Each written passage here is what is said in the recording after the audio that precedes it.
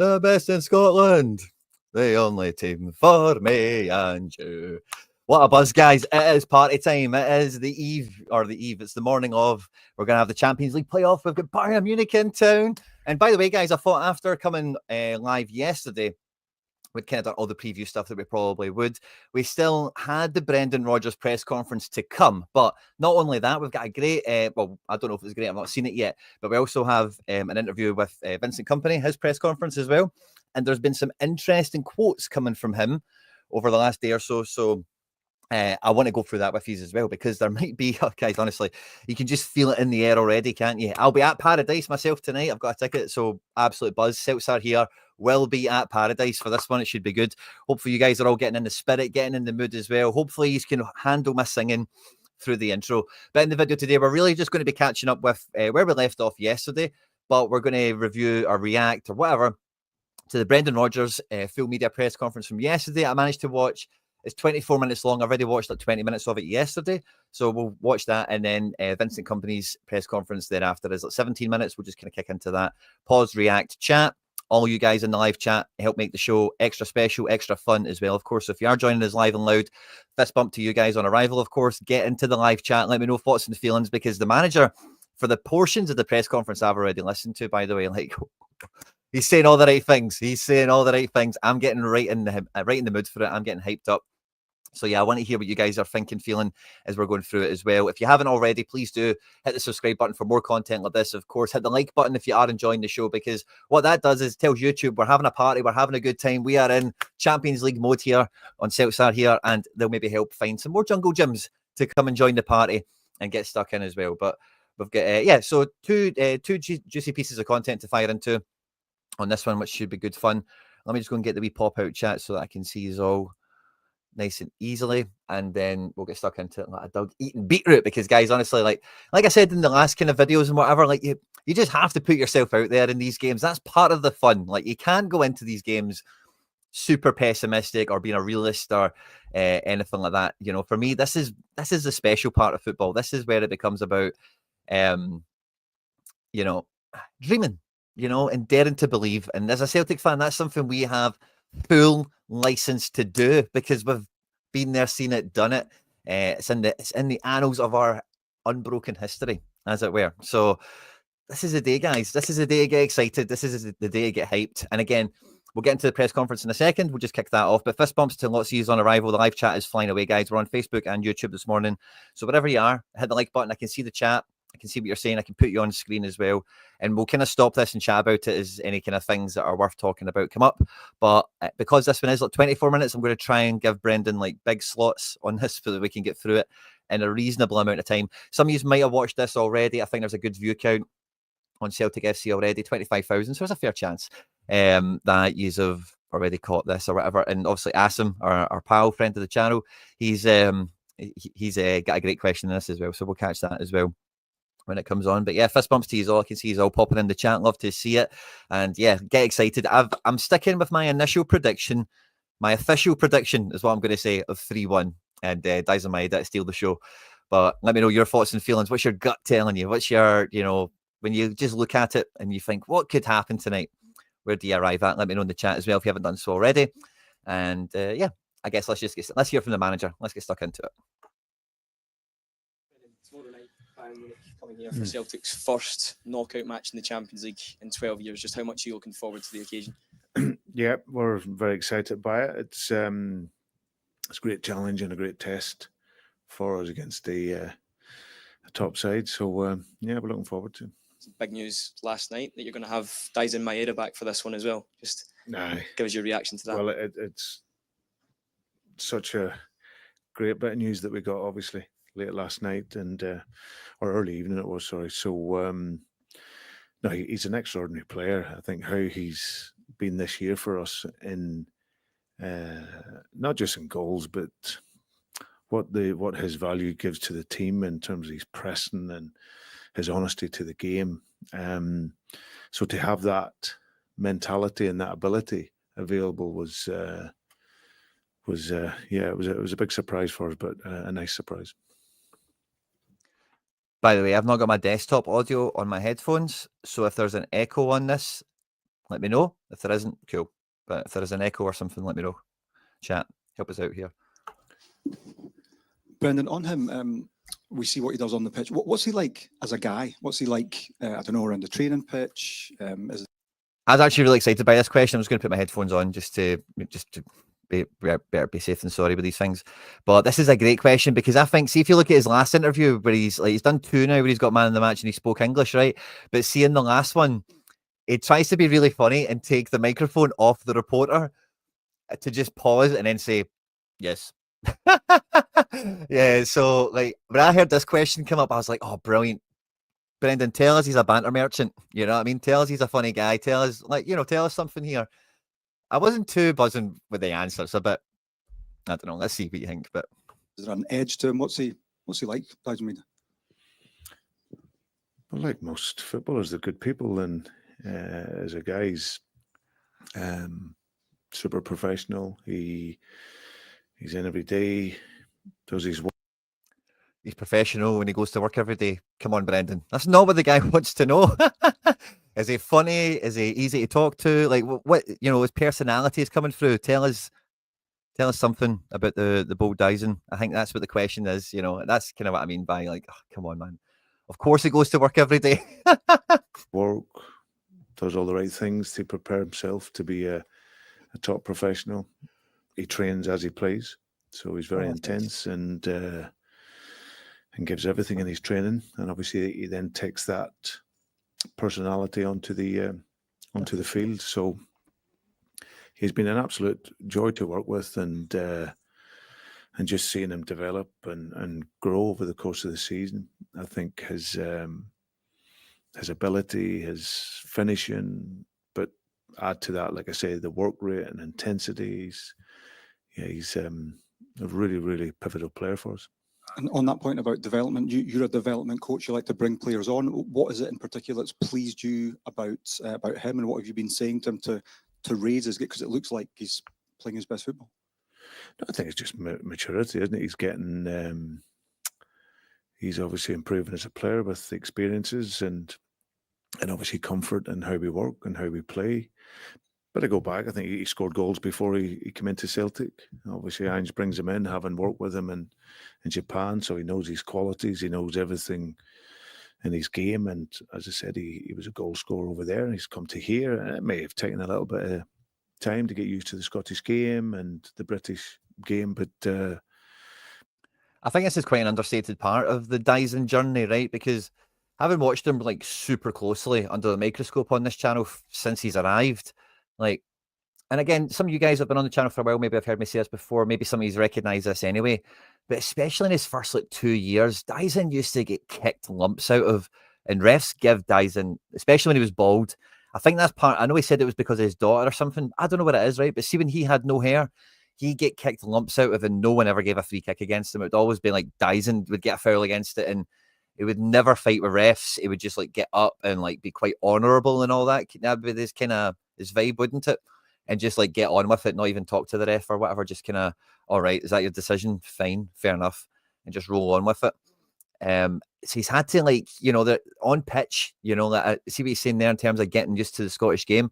I don't know if that's we're kind of both saying the same thing there in a roundabout way, but like he has, it's been like a baptism of fire, this league, for a guy like him, because at least like guys like Jota and Kuhn, like they get free kicks, like when they get fouled because they're dancing around and step overs and back heels and stuff. And those guys just seem to get free kicks, but Daizen honestly very rarely gets free kicks. But penalties, it's a bit different because VAR can intervene, but just general like nothing-ish free kicks, because he's a mega presser. Like he actually doesn't win that many fouls, or he didn't certainly in his opening period. I've not really looked at those stats anytime recently.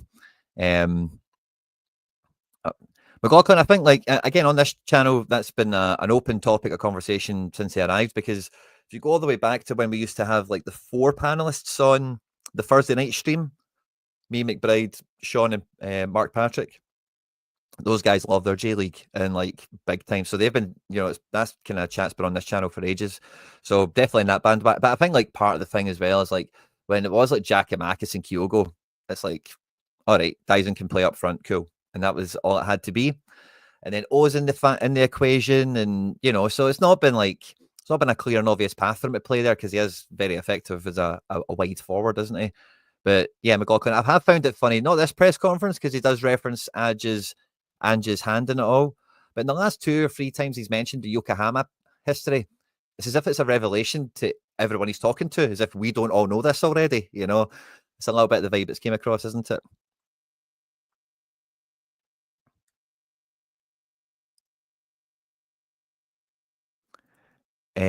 No, 5.1 display. I've got a good pair of lucky socks, and I've got a good lucky scarf. And my history of going to Celtic Park is in the Champions League pretty good. The Europa League, I don't think any of us had any good luck in the matches we went to.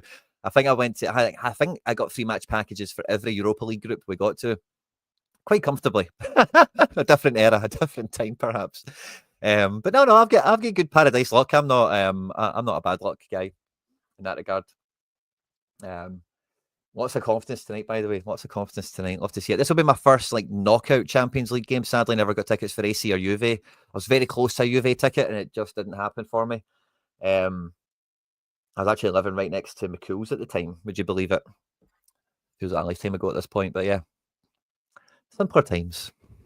But you see now he's right in flow. He understands the physicality of the game in these parts of the world, and the physicality at the highest level in European football. So he's well suited to that, and now he's really getting in consistently into positions. And I think what you have with him, I think his conversion rate now is probably something that's improved. I think he's probably always had chances. Now he's been there, but now he arrives with confidence to score, and now his technique and his finishing is top level. The coaches do a brilliant job with him, and in terms of the work, and I try to inspire him and manage him and point out little things within his game. But no, he himself is a learner, and he's learning very well.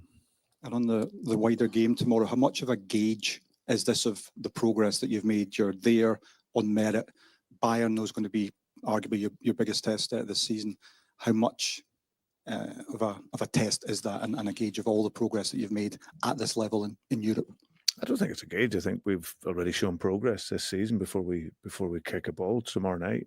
I've been really pleased with that side of it. I think over the course of the 8 games, we played Borussia Dortmund, top team, Atalanta, top team, Red Bull Leipzig, who come into the tournament as one of the leading teams. So we've proven in this sort of first season that there's elements to our game that is making progress.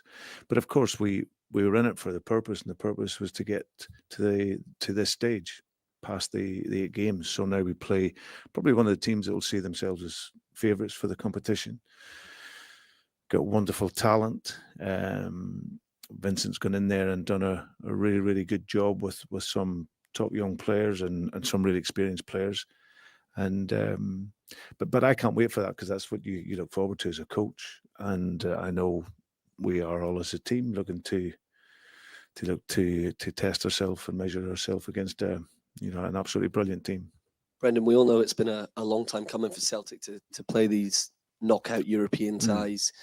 How excited are you to see the atmosphere here tomorrow night, and how big a sense of pride will you have leading your team out here against one of the team, as you say, a team that in this competition to win it? How much pride will you have walking your team out? Yeah, but Bayern Munich are one of the one of the giants of the European game. They really are football royalty in terms of what they've achieved over many, many years at this level.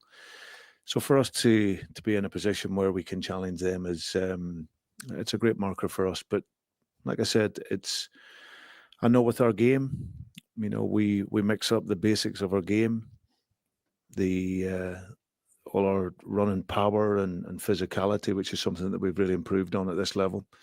I think that's been, when I look back to 23, 24, that's been a big part of our learning, bringing the physicality to the game and improving in that aspect of it. And I think that we can do that, and with the energy and the support behind us, then anything is possible in the game. So I think what is important for us, that we're very much alive in the tie going over to Germany. I think that would be the key message for us. But we want to go and perform.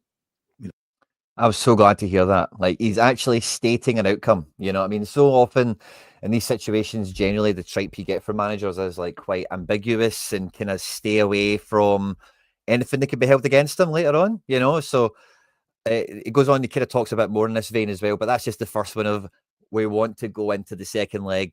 Like, we want to get through this, man. Come on, Celtic. Love it, Brendan. You know, and we're not frightened to lose. Yeah. That's Put yourself out there. not what this is about. This is about, you know, going and performing. And if we can perform well, like we've shown in this competition, especially at home, hopefully we can get what we deserve. Just on that, how important is it to your players that they're not necessarily going out there just to be alive? In 7 days' time, they're going out there to try and win the game, take the game to Bayern Munich here at home. That's virtually what I said. Shut down. Yeah, we're there. We're That here is to the win, of message, course. though. Yeah.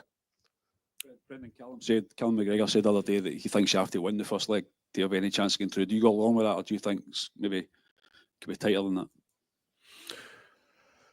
You don't have to, but you want to.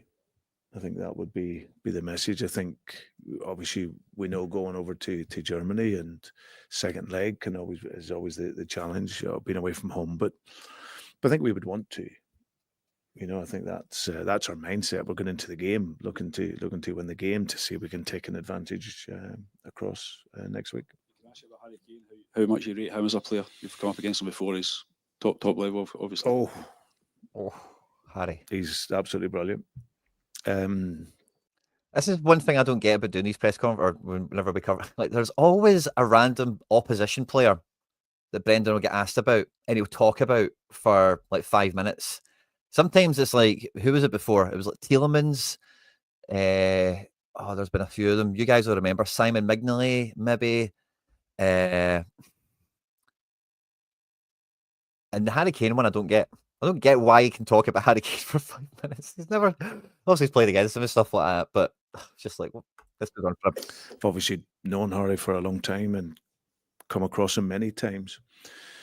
And Harry's actually one of them ones that, until you sort of stood on the side of the pitch and you face him, you actually only really, really then see his level. I know as a young player, he came through the system at Tottenham.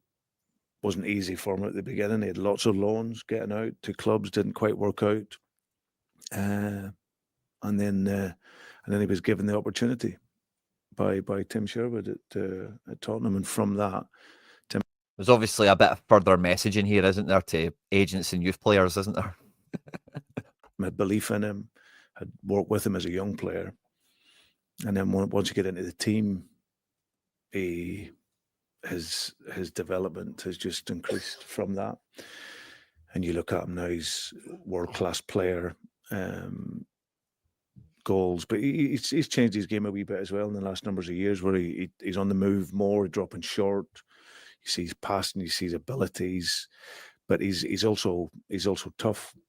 He's a tough boy as well, Harry. So no, I can't speak highly enough of him. I think he was absolutely brilliant at Tottenham. Showed the same for England and gone out to Bayern, and you just need to look at his goals record. So no, a fantastic player and a good guy.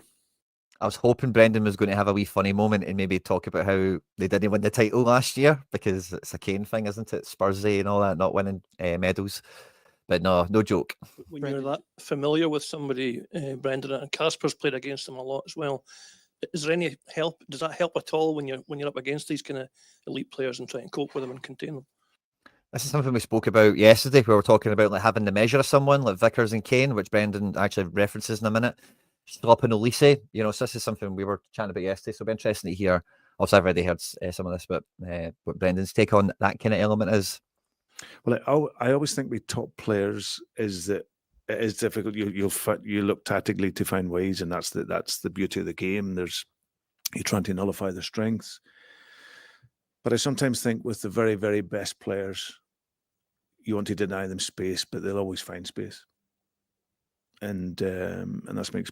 Again, what we were chatting about yesterday, that space in between the middle and the defence. Brendan, yes, high quality players always do find space, but let's not put that out there.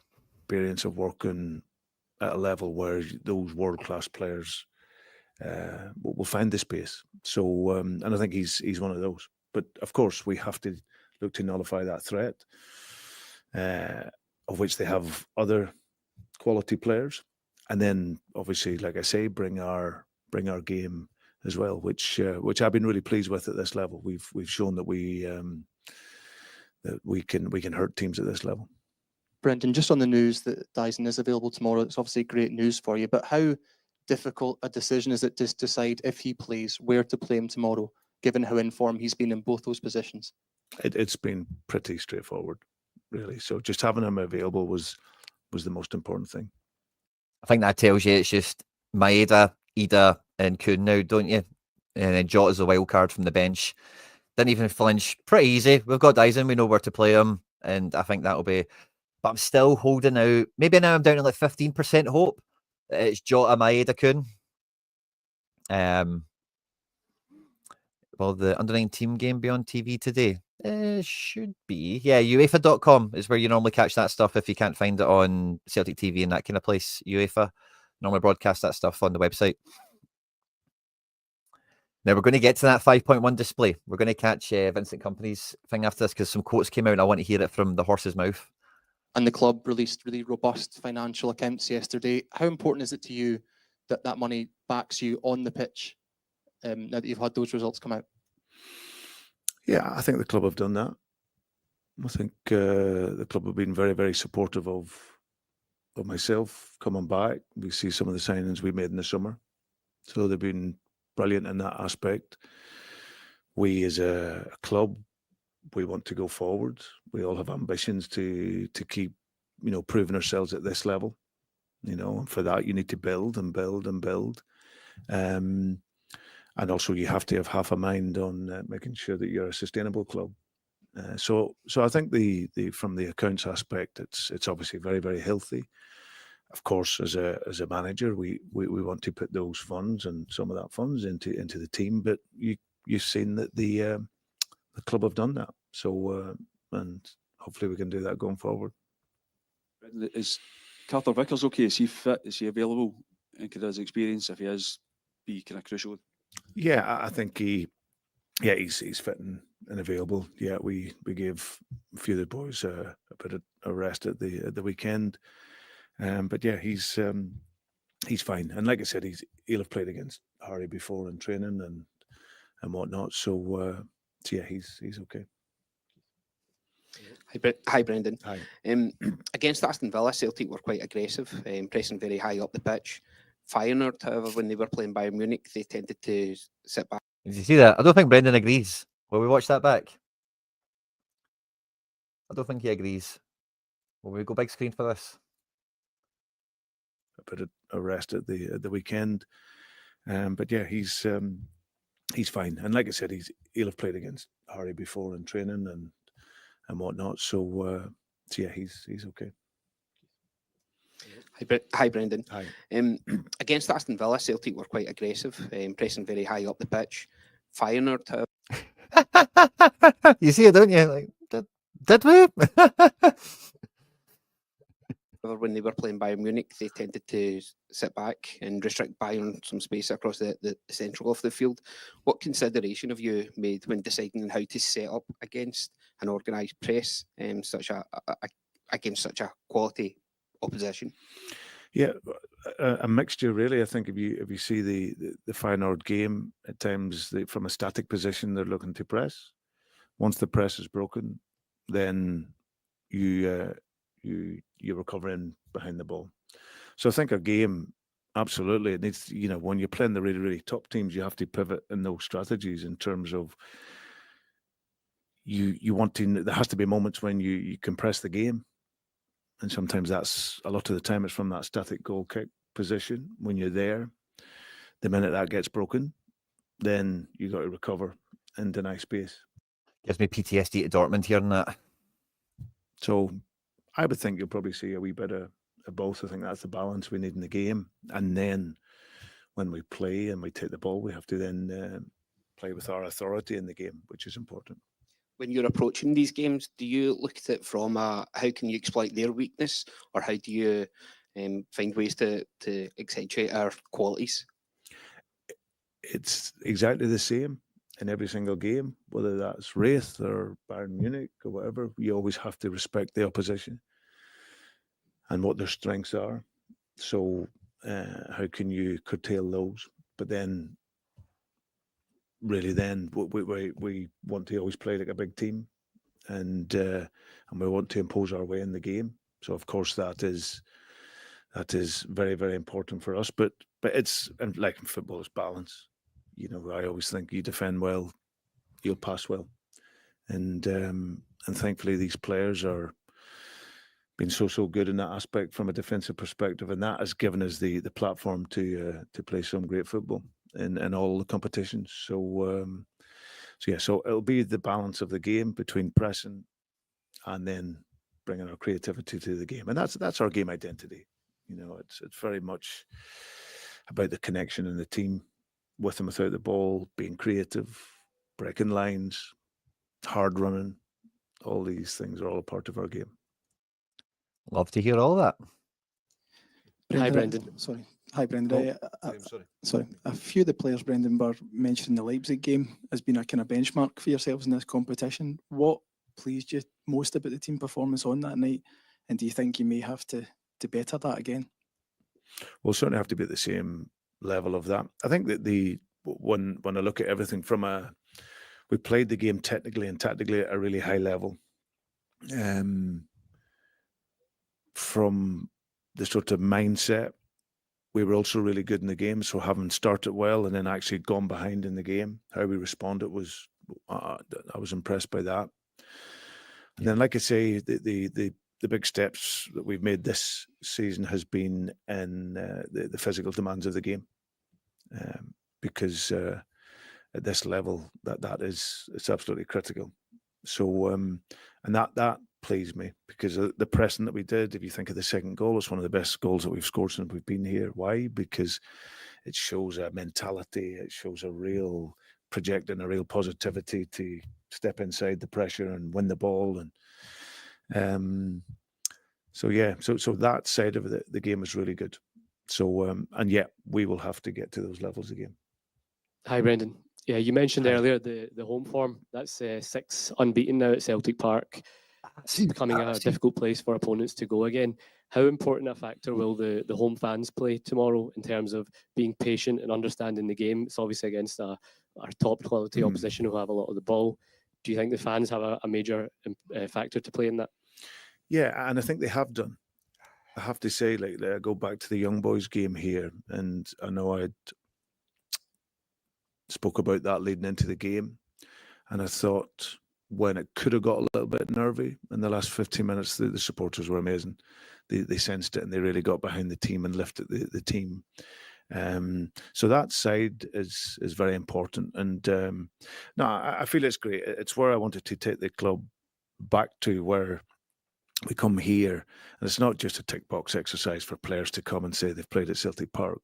You want them to hurt in this arena as well, and you want them to find the challenges of that combination between the supporters and the players on the pitch, making it a really, really, really difficult night. And we've started to do that, and obviously this will be a massive test of that. But that's what we sign up for. That is what we sign up for, Brendan. 7.5 years since we last played Bayern here. What has your evolution as a coach been like, managing the Champions League since then? It's just experiences. I think that I remember back that game. I thought we played well in the game. We actually we'd went behind, and then we played well, and then we got back into the game at 1 each. And then sadly we didn't keep the game long enough at that scoreline, and very quickly, I think it was Kingsley Coman who then ran through. I just got my headphones working. They were bugging out earlier, so I left it for 10 minutes. I've done it now. If there's any change to the audio, for better or worse, let me know. And scored the second one. But it was a competitive game, and I think that's been the joy for me to have seen us develop and progress at that level where we are competitive. So I'd expect it to be that tomorrow. In terms of my own experiences, it's just the games, the level is a high level, and you're obviously sometimes you're bringing Celtic into playing against some of these great teams, which is a great privilege for me. But as I've always said, we want to also be competitive at this level, and I think we've shown that. And now can we go forward and sustain that over the coming years? And you've spoken about specifically Jota and how he needs to physically get up to speed more often. Do you think that he can start the game tomorrow and make a huge impact despite only playing 29 games since departing Celtic? Okay, you got your pen and a bit of paper. I'll tell you the whole team. Yep, ready when you are, Brendan. Tell us the team. Nice question, by the way, as well, to get that kind of answer out of him. So well done to that man. And fist bump, by the way, there's a lot of you joining us in the chat now. Good to see you all popping in. We're just catching the tail end of the Brendan press conference. We're then going to have a listen to the Bayern Munich manager, Vincent Kompany. Some interesting quotes came out. We want to hear it from the horse's mouth. We want to hear what they're thinking and feeling coming into this game, because there's definitely been some mixed messages that I've seen after yesterday's show on the timeline of everything around. There's about 100 of you watching us across all the platforms we're on today. If you could smash the like button on YouTube, it makes a big difference. If you're on Facebook, I think there's maybe a like button there as well, probably. But whatever you can do, whatever you're watching, like, subscribe, share, retweet, follow, whatever you're supposed to do. It just means we might find some more Jungle Gyms to come and hang out with us, and we'll get the show rocking, because it's party time. Bayern are in town, and Brendan's getting the squad riled up, Mr. Motivator himself, and hopefully when Celtics are here, we're adding to a wee bit of the I was going to say pantomime, but I don't think pantomime's quite the word. The festivities. Hit the like button, guys. On the hoops. We're at 33, which is a nice number, actually. Matt O'Reilly. Can we get to Kieran Tierney, 63? He's definitely in the squad. And I think he will do. I think he'll get to the... I've got to say, I've been so impressed with him close up. I'd obviously watched him from the outside. I'd heard some of the players talk about him, but seeing him come in and then seeing him on the pitch, and he's just got quality, star quality written all over him. But he needs to get to a physical level. But that's just time and a bit of support around that, because he hasn't played a great deal. So, but there's absolutely no doubt of his quality, apart from his first touch there the other day. He loves Jota. He must fancy himself to get a right tune out of him. I think he's really excited about the prospect of Jota. Just with Maeda again, were you surprised to win the appeal? I mean, you obviously played quite a few minutes at the weekend there. Were you surprised when you got the news last night? Some of us were. I know, I ran their legs off him for 3 games. And well, to be fair, the appeal, it was brilliant by the club, I've got to say, because he was always going to serve 1 game. And then we didn't get the actual, until you then get the sort of written report, which didn't come through to Thursday, Friday last week, then you can't then put in your appeal. But as soon as it did come in, obviously the club put in the appeal, which, with the greatest respect, UEFA, we were thinking that this probably wouldn't bear fruit. And then when I got the call to say he was able to play, I thought, goodness me, he's played the 3 full games. He couldn't have run any more as a striker, as a winger. I played him everywhere. And but thankfully he has he's just a bundle of energy, so he'll be okay. Brendan. But sorry, and just answering your question, it was a wee bit of a surprise when it came through, but it wasn't unsurprising because of getting the 2 games. What was that word? That was assault. Assault was what was it? It wasn't an assault. That was in the report. So I think on that basis alone, the club were great. They appealed it, and thankfully we won. Brendan, just on Harry, do you remember the first time you saw him as a young player, and/or the first time you thought, "Oh, hang on, this guy's different"? No, I remember him as a youth. This is where I got to in the press conference, and I thought, I can't believe somebody's asked him about Harry Kane again. And then I only realised before setting the show up today that this is as far as I got. I remember why now. Well, let's just finish it in case there's any little Any little funny Brendan quips maybe to see us off this one? Youth player and then going out and loan when he was young. I'd seen him at spells. I think he was at Millwall. He was actually at Leicester as well for a bit. Seen him play at Norwich. Was there fuss about him then? Was he one of these people? No. Right. No. Harry will tell you himself. He wasn't what I would say the gold medalist. You know, and that's normally the players that do come through anyway. Those silver. Oh, he mentioned medals. He mentioned medals. Red flag to the bill, Brendan. What are you doing? Medalist players, the guys that are having to strive and fight for their careers. Excuse me, and that was Harry, and he would tell you himself. But then he found someone who really appreciated him and backed him in Tim. It was gold medals as well, you know. And Tim was working in the youth at that time, and when Harry, I think, had the chance to go out and on again, didn't want to go. And Tim put him in the team. Jesus, and then man. from that, he's never Brendan really looked ghostwriting the back. And book or something? Then it's all about your attitude, your professionalism, your desire to be the best player you can be. And you see all of that. And you see how he's developed, how he's matured, he's training, everything. And I've obviously spoken with boys that work with him with England as well. And they speak so highly of him. So a world-class player. And he's doing a brilliant job for his team now. Who cares? Just touching on what you're saying about running the legs off Daizen Maeda. Our pundits on Sports Sound and Sports Team were saying he never looks tired. Is he the fittest or one of the fittest players you've ever managed in terms of his running ability, his athleticism? Yeah, he'd be fine for the game. Don't get me wrong. He'd be absolutely fine. He had a little bit out before those games as well. So he's lots of miles on the clock. But I think they have that. Listen, if you go into the Premier League and down in England, you've the running capacity and physicality that you need for that league. There's players there that have that, of course. But he does all the things that, in terms of what you don't need talent for, he does them to the highest level. All the running, the pressing, and his will to run is absolutely incredible. And I haven't worked with too many like that. You know, ones that can do it in bursts, of course, and pressure. But for someone the desire to want to run is absolutely at the highest level. So we're very lucky to have him here. He's come in.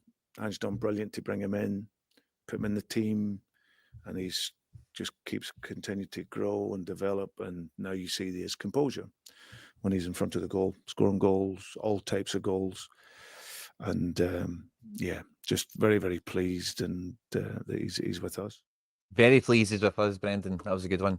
Now, I think right before we hop into the Vinny K one, some good chat coming. Brown Warrior especially leading a bit of the tactics chat, right? So let me go and lock up the board, or not lock up the board, get the board out, because there's a few bits of chat here, and we can maybe infer some things quite comfortably now from what Brendan was talking about in terms of the shape and like being a wee bit of the Leipzig, a wee bit of the Atalanta, as it were. So we'll kind of flavour a little bit. Did we update it from yesterday? I think we did.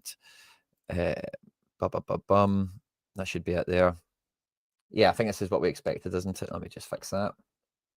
So yeah, some of you guys are chatting about having to set up a little bit more like this and having Hatate in the kind of press support, the forward press support kind of situation. I think we probably will see that when Brendan's talking about from the static play, like Bayern will play that game, you know, no doubt about it. They don't mind trying to play out from the back. They probably want that kind of space, if we're all being honest, to try and then break away with somebody like Coleman, Musiala, who can just tear through the pitch. Obviously, Olise, Kimmich and Goretzka maybe aren't that mobile, but they do cover grass. They do get around, and obviously with Kane kind of hanging up. So I think the Tate will be thought about in this kind of way, 100%. I think the balance is like, because sometimes we've had we cover both sides. That was part of the problem with Dortmund. I thought at times was like there was just too much. Like, okay, they're in their 6-yard box for this goal kick. Let's give them no chance to get out. Who cares that we're away? Let's try and make something happen here. And, you know, with the right sequence of passing, it doesn't take much to get out of this if you're against a top-class opposition. And Emily talks about you can deny the space, but world-class players find the space. That is obviously like true. That's just what makes the best the best. There's just no stopping them at times.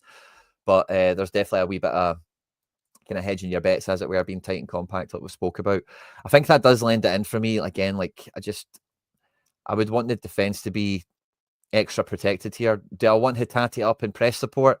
Not really. Do I think it's going to happen? Probably. Is it going to work out for the better? Hard to say. So I think even if we had it as like the kind of the midfield three, and if we're even thinking about just like stopping them utterly playing out, there's a halfway house, I think, to be had where you can, you know, press a bit of the pitch, not give them too much grass to play in terms of in and behind the defence, without overly committing, you know, too many obvious errors, where you really invite them to drop a bit deeper to get involved in play before then they can break through the lines, and then it just maybe gives you more of a chance to cover in a little bit later on. So I don't know. I think the most important thing with these games is because expectation and hype is going up. Like one of the top comments we put on screen earlier was just, please don't fuck it up, basically. Like don't concede 3 in the first 20 minutes or some crap like that. You know, like we've got to actually make this game count as much as we can. And I think a big part of that is like deny space is job one, you know, in the opening segments of the game. Can we gain space? Can we get opportunities? Again, the main currency of the match will be errors. And can we get one of them before they get one off of us and give us a bit of a... Because again, game state, one of these buzzwords you kind of hear often around, right? But what that basically means is like, are you winning or losing? How many minutes are left? What are your players like? You know, so as soon as we can get the game state in our favour, then like, you know, we've just got more power over our destiny at that point. Yeah, I'm in agreement with this as well, but there's not really much we can do about it at this stage, and I think that's why you do need to have Hatate. Like, if you leave Hatate to do this relentlessly the first half, let's just imagine, I think that'll be caught out. If there's moments in the game where, you know, like they actually don't have their players that high up the pitch, maybe we've had an attack, a set piece, or something like that, and you know their players just generally, to go back to the buzzword that Brendan stole from us, if they're pitch geography, if they're all in their half of the pitch for some reason, then yeah, be aware of it. Can we step on them a bit? Can we just kind of surprise attack in that kind of sense? Be ready to pounce on short balls and things that are played quick? Yeah, but I think like, yeah, you have to kind of read where all of where they are at, and just be aware of the game state, because I just feel that this area here is, you know, the one that can be just exposed the most with a quick turnover of play. Maybe Engels wins the ball, gets up the pitch, he loses it, and then, you know, that kind of vibe. So I think that's the main concern that we've got, is just we're not giving away the middle of the pitch. Got to have a good protection for the middle. The wide areas, I don't think we've got any real, like, obviously they've got quality out there and all our players will be highly tested. I'm not saying anything different to that, but we're happy with what's in the wide areas for the most part. I think we're accepting of the left back spot at the moment, because it is just kind of like whatever at the moment, but everything else.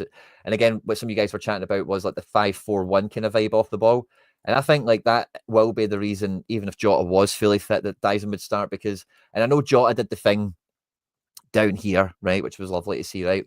But Daizen, Rio and Taylor are like a defensive kind of unit. Where they get kind of exposed is when, you know, like it's just kind of behind them, it's just kind of opened up, isn't it? You know, either from someone breaking out the box from this side here, or finding someone else coming into these areas.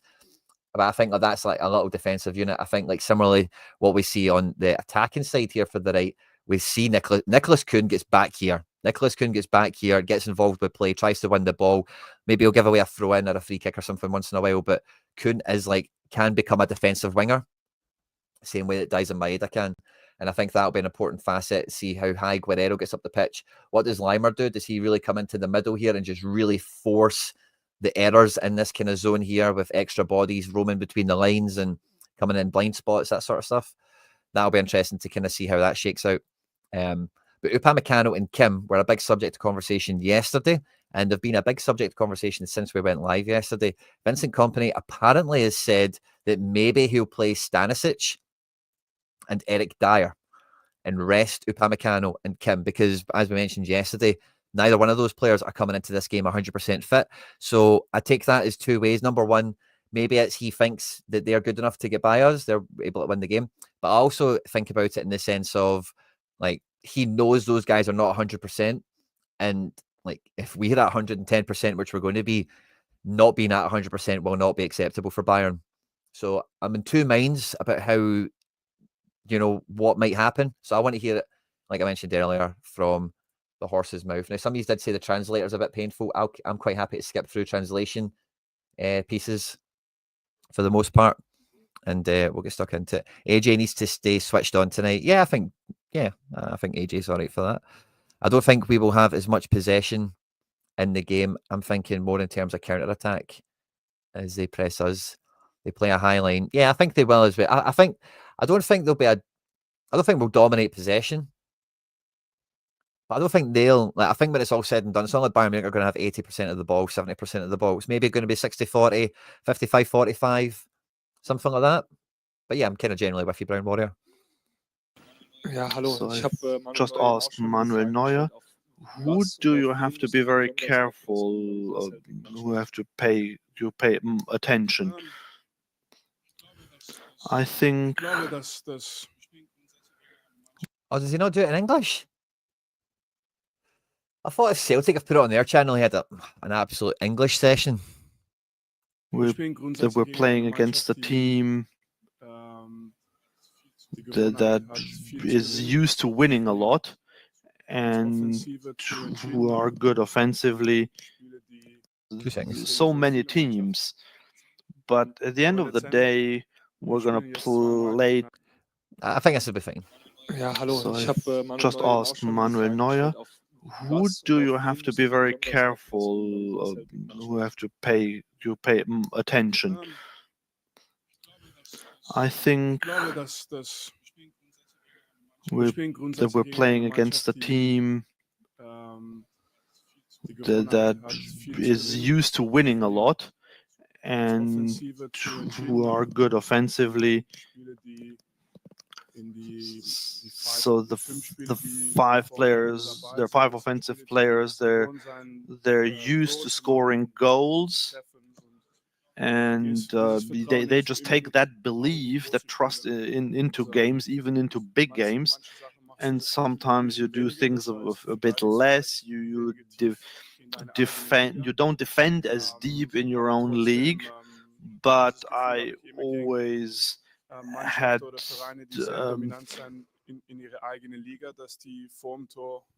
in their own league that they, so we know how they play. So I think that is one of their strengths. Vincent. Hiroki Ito is another defender who is back. What's his role? Is he just here so that he adapts, or could he get some playing time soon? And what's your impression of him? Hiroki was very good in the build-up period. So it was such a shame that he was out for so long, same as Stanisic. But we never used that as an excuse. We continued with everything. But now that they're back, we can feel that we can take a breather because we know that we have a few other players with quality and talent now. But in terms of fitness, it is a tough listen, guys. Well, I don't want to abandon ship on it, because I want to at least hear the Stanisic part. Yang is sorting bibs out, apparently. That's funny. Because I did see the quotes that came from it, and there was some, like, they're not taking this lightly, like, they're very much not being respectful, but they know that they are not in a position of strength right now. Or they are, well, they're still Bayern Munich, right? But they know they're not rolling into town with 25 stars fully fit and available, and they're killing teams every week.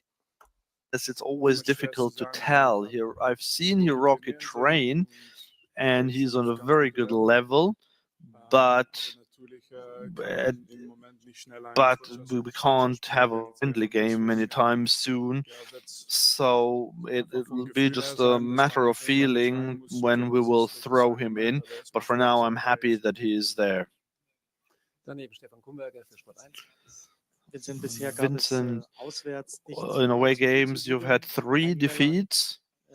Away to Aston Villa and in Rotterdam, the atmosphere was very special.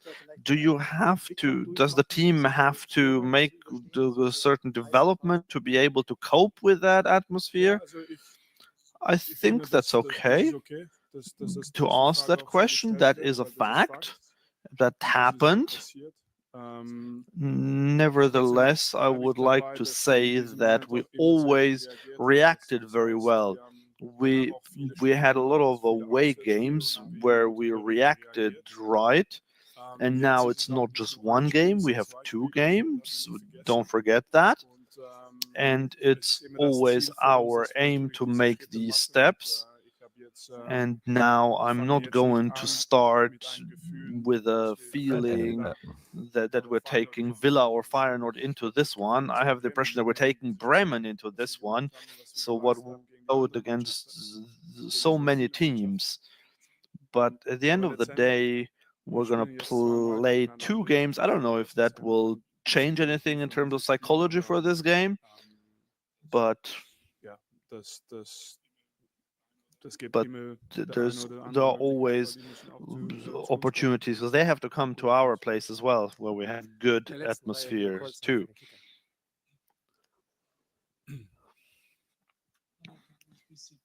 Hallo, Herr Kompany, ich grüße Sie. So, Trotzdem noch mal ganz kurz angeknüpft an die Frage von meinem Kollegen vorhin. I would like to repeat the question. What are you taking from the game against Rotterdam? What can you do better? What conclusions did you draw from that game for this next away game? So it sounds like that we just considered lots of goals on the counters, but the goals happen in a different way. But it's not that important to discuss this now. But the danger was there. We always felt that Feyenoord on that day, they were in the game. So we could have scored 4 goals ourselves. Don't forget that. So we had the chances. But my hope, but because to make key moments out of that. So that's why I think that's why I'm talking about reaction. So we're talking about one game, and since then we've won everything. So now this will be a different game. That one was 3 months ago, and I understand the question, yes, but because this is Champions League now as well. But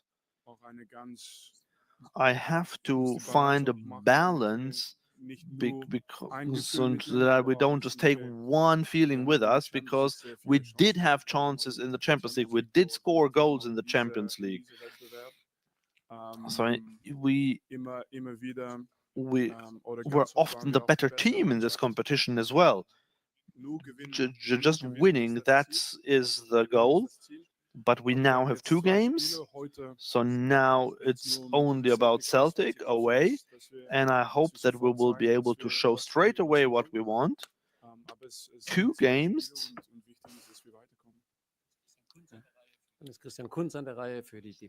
As a young player, you played here. Do you remember anything? In what kind of an atmosphere do you expect tomorrow? Yes, that was quite an experience boost at the time. I think at home we won 2-0 or 2-1, and for 70 minutes we were down to 10 men. So as a 17-year-old, I came here and thought, yes, we're gonna make it. I had belief. And then reality was different. I think we could have lost 5-0, and even that would have been friendly. But when you become a bit older and you have more experience, and as an experienced player, if I could say where I would like to play as an experienced player, I would say here. But as a young player, it's not that great. So in terms of central defense, What? What? you become a bit older and you have more experience, and as an experienced player, if I could say where I would like to play as an experienced player, I would say here. But as a young player, it's not that great. So in terms of central defense, Kim and Upa had to play a lot. Now you have alternatives. Here we go. How is their fitness level now? Do they have to just go over the limits now, or are they fit? Yeah. I don't understand the question really. It's no different to any other position. They all play lots of games. I mean, not me, but the players do. So same for our wingers, for our strikers, for our midfielders. It's the same for everyone. So that's why we wanted to have a good squad, a deep squad. So we. Are you saying, as an opposition player, you don't want to go to Celtic Park as a youngster? That makes a bit more sense. I thought he was saying, like, as an experienced player, I would want to play here, like, be a Celtic player, but not as a youngster. That was the way I heard it. I don't know about you guys, but RGL67 here is maybe translated the translator for us there. Made changes whenever we could, but we would never talk much about this. We just continue playing, and we'll continue doing that. We will deal with it. Vincent, you happy to practice your English as well? Is that okay? Yes, very much so. In which case, welcome back. You were described, not you personally, but Bayern Munich were described by Brendan Rodgers as So, hold on. Did we get an answer to the defence here? I kind of got distracted with the chat. Just whenever we could, but we would never talk much about this. We just continue playing, and we'll continue doing that. We will deal with it. Vincent, you happy to practice your English as well? Is that okay? Yes, very much so. In which case, welcome back. Thank you. You were described, not you personally, but Bayern Munich were described by Brendan Rodgers as footballing royalty. How would you describe Celtic, and how dangerous is this first match for you? We know how difficult it will be for Celtic in Munich, but how difficult will it be for Munich here in Glasgow?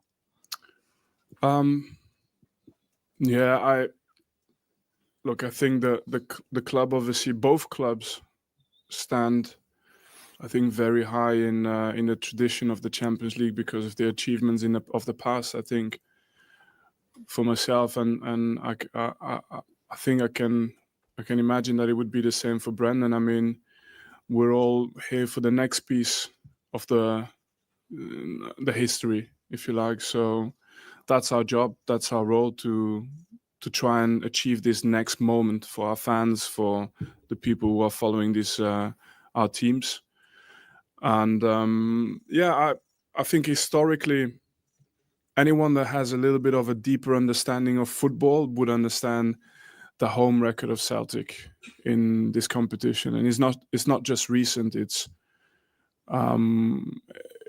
had a period with a little bit less, but I can remember, even in my time throughout my career, I can't remember Celtic losing at home in Europe. So it is a fortress. Why? Very kind of you to say that, Vinny. Very, very kind. No one remembers those games. Nobody remembers the games we don't lose, not even the neutrals. So those embarrassing ones, we can all purge them from the mind. No one else cares. Why and how, and I think these things play out on the night. We'll see, but in the end, we give it the respect it deserves. But that's also, we also have a team who's geared to look forward to big games. So as long as we realize the magnitude of the game, I think there's nobody from our side that will treat this any different to any other top game, and with the sole ambition, of course, to win, because that's the pressure we have as well all the time. Next one on the left side, yeah, please. Hi, Vincent. You've played against Brendan Rodgers teams many times in the past. What do you expect from his Celtic side tomorrow? How do you expect them to approach the game?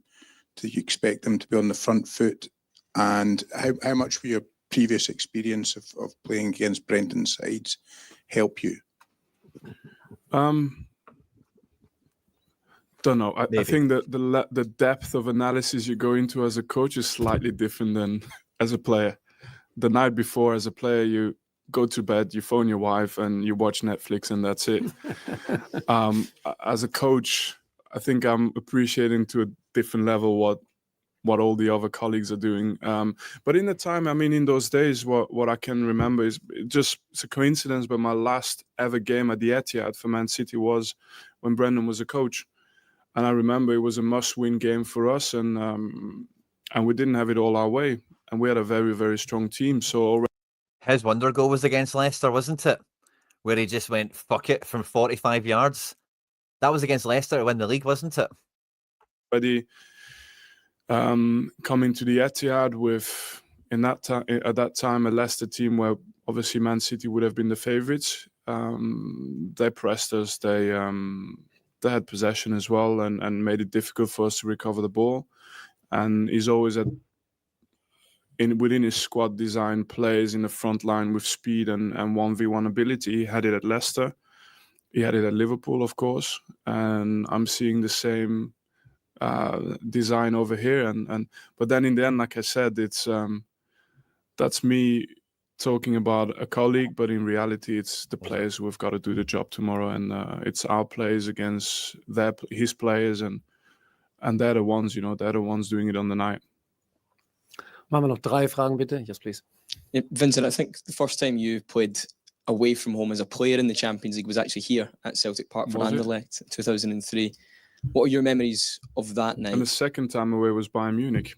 Oh, yeah. What were your memories of that visit here to Celtic Park? And does this feel like a full circle moment, almost coming back here as a manager?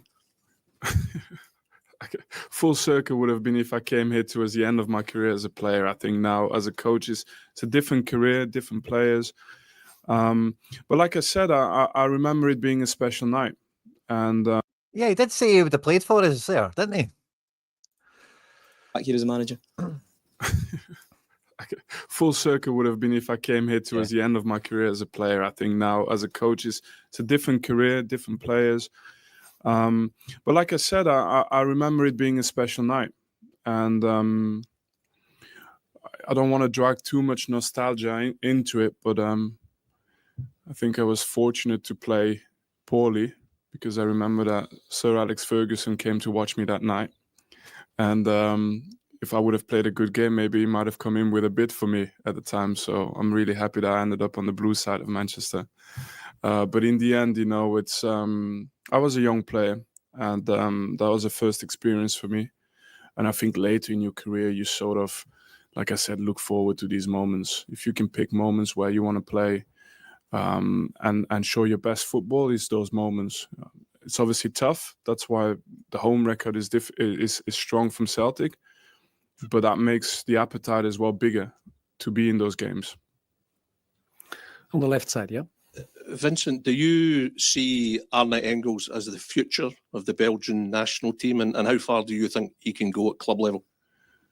Oh, I can't make any statements for the national team. I think. What a question is this, man? No, I'm always happy. Somebody ask him about his defence. Scottish journalists, man, they don't know anything about Bayern. They've got no idea that the defence is about to get wheelchaired back to Munich, I was happy to see Belgian players do well. If I remember well, I think I've seen him even play in the youth teams for Bruges, because when I was in Anderlecht, I used to watch the youth team games a lot. and there was a couple of great talents on both sides, on Bruce's side, but also on Anderlecht's side, and it was always good to watch them and sort of imagine what their progression would be. I think he's 21 now, so he's in the right place. It's the right level. You get a taste of Champions League football. You get a taste of, must-win football in the league as well. A very valuable commodity in modern football is what you get at Celtic. This is what he's talking about. I agree wholeheartedly.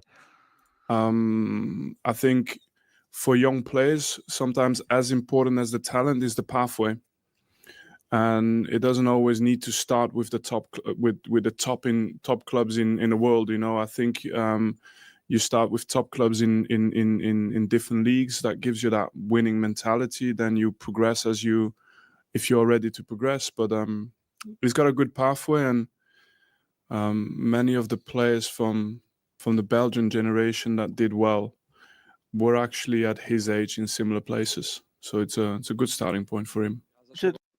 I actually quite like the answer, Sam. We might forgive the question a wee bit, right?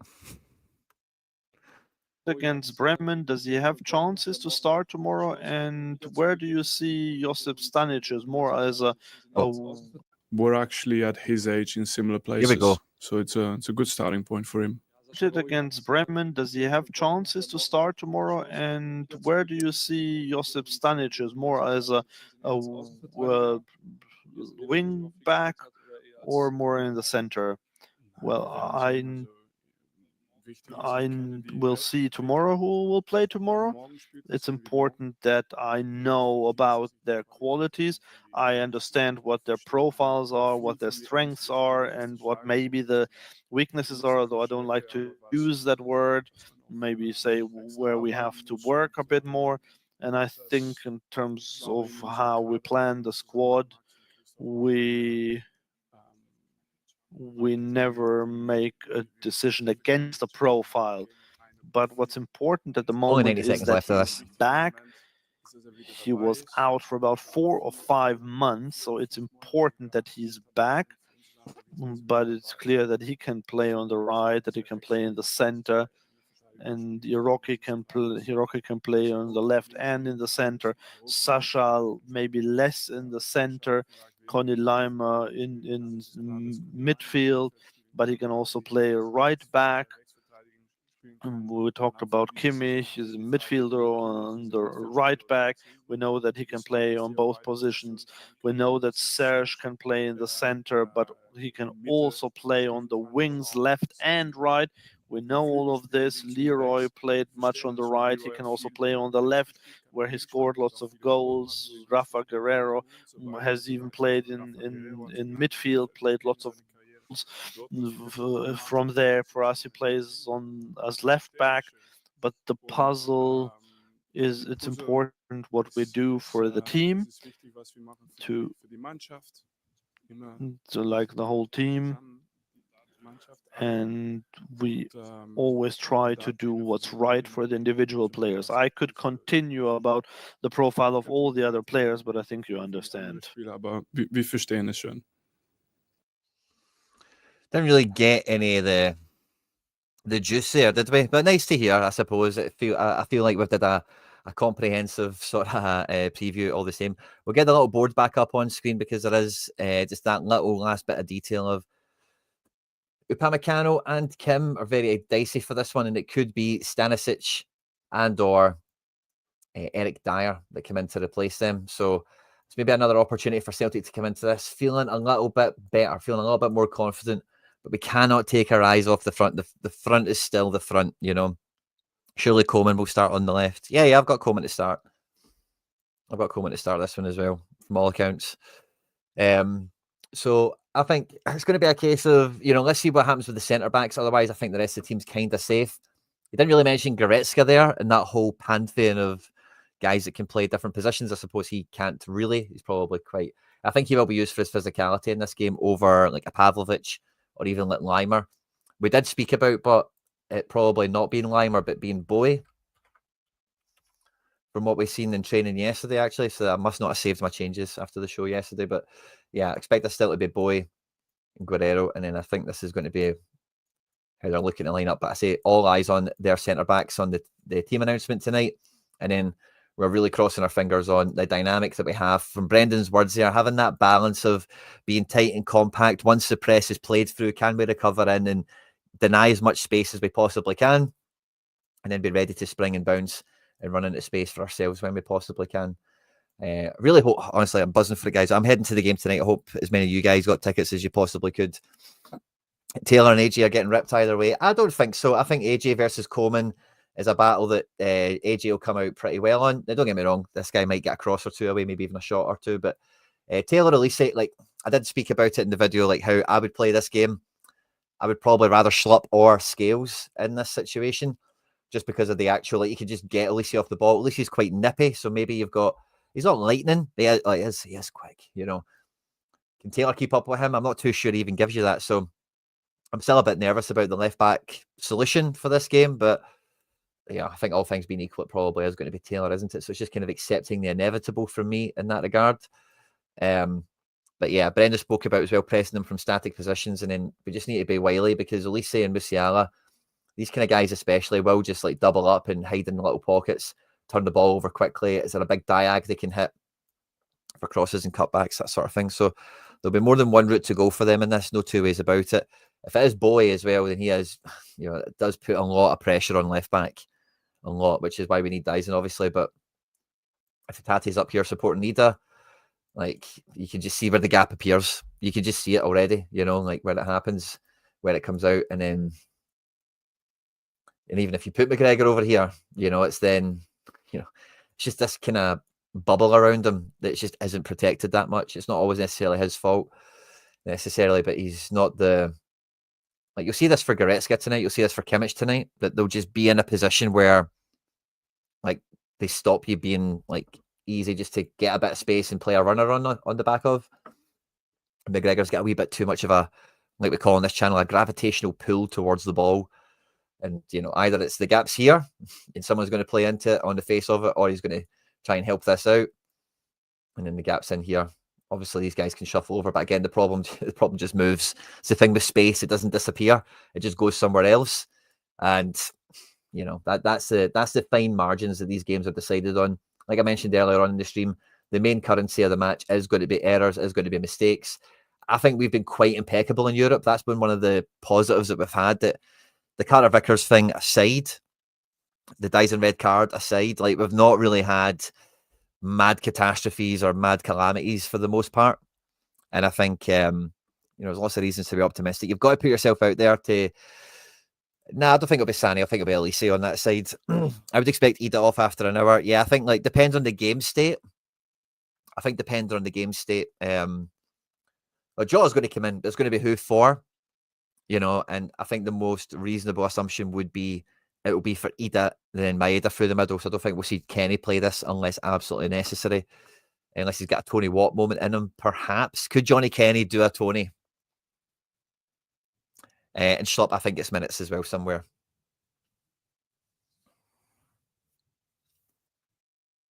So I think there's some, like, decent quality on the bench now to exercise in the second half.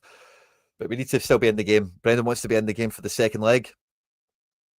Let's make sure we're in the game for the second half first and foremost, for sure. And maybe even, like I mentioned before, get the first goal, get control of the game state. And then from there, like, some of the plans can be a bit easier to crystallise. So I say, yeah, for me, I'm interested to see if Brendan does just copy and paste Taylor into the team, or if we have some sort of different strategy on the go. It feels like the front three from his comments is what's on screen. In the midfield, I don't think there's any question around who's going to play. So it's going to be about the detail on positioning, on instructions, when to press, who to press, what space to allow. Because again, you do want to allow, like, you have to accept space doesn't disappear. So you have to accept you will allow space somewhere. And where do you want to allow it? You always want to allow it as far away from your goal as possible, generally speaking, but avoiding that wide areas, because the middle, like, if the middle gets exposed, it's the goal face. It's then the position of maximum opportunity, all that caper, you know, it's just where danger happens, is when players are going towards goal, when balls and passes interplay are getting linked up in the goal face rather than on the outside of the pitch, if that makes sense. But no, I'm so, you know, you just need to look at it all for what it is and to remain positive. No problem, Kieran. Feel free to catch back. We just did a lot of press conference stuff. We've did a lot of content the last few days previewing the same match. So there's not too much more on the bones. We're just kind of updating some of the chat we've had over the last day or two. So there's plenty of content to catch if you are looking to get in the mood, get into party mode for the game tonight. I'm buzzing for it. I'm heading to it. Should be a good one, guys. Thanks to everyone who's tuned in. Please, if you haven't done so already, like and subscribe to the channel for more content like this. We recently broke through 11,000 subscribers on YouTube, and we are flying towards 18,888 at speed of knots. And we cannot do that without your support, guys. So if you have watched on Facebook, catch us on YouTube, subscribe there as well to support the channel, help us grow. And if you're on YouTube and you haven't done so already, please do like and subscribe for more content like this. Of course, we'll be back after the Bayern Munich match to... Who knows what we'll be doing. But I'll see you then, and I look forward to it all the same. Hail, hail, and Mon the Hoops.